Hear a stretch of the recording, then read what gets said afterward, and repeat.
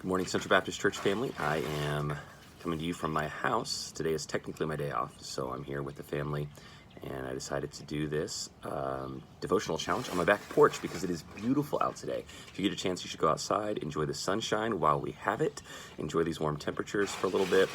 It really is beautiful. Well, I hope you enjoyed your time in Romans.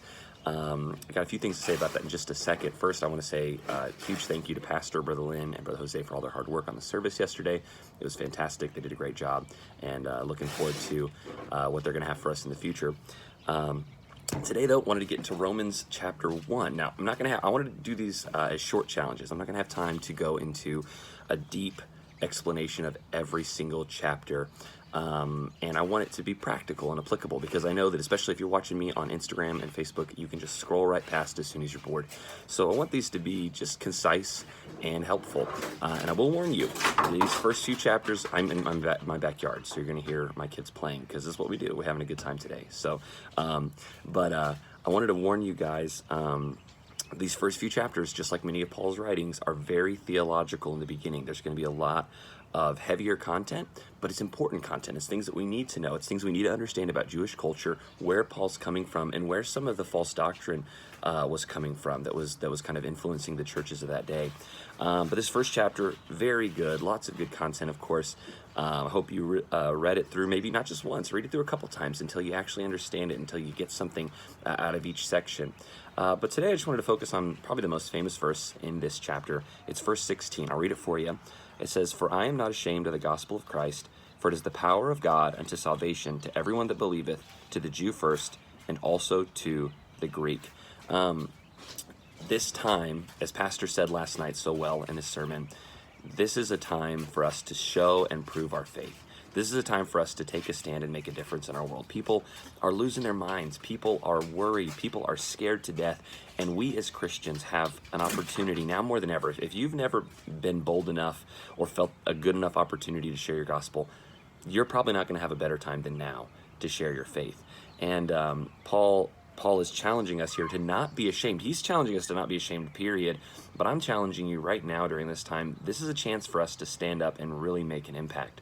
I was at Walmart the other day. Pastor had sent me on a hunt for eggs for some of our church members, and I was going everywhere. But I was at Walmart at one point in time buying some other supplies, and I was going through the cashier lane, and the cashier, was ringing everything up and bagging the supplies that I was buying.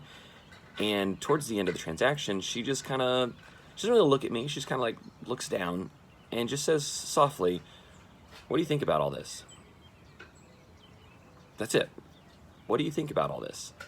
And her very brief comments kind of caught me off guard a little bit. And at first I just kind of chuckled and I was like, oh, I'm sure this will all blow over eventually. I made the joke like, well, surely people's fridges will get full at some point in time, and they won't be able to come back to Walmart because they won't have any room to store this stuff, I was just trying to make light of it.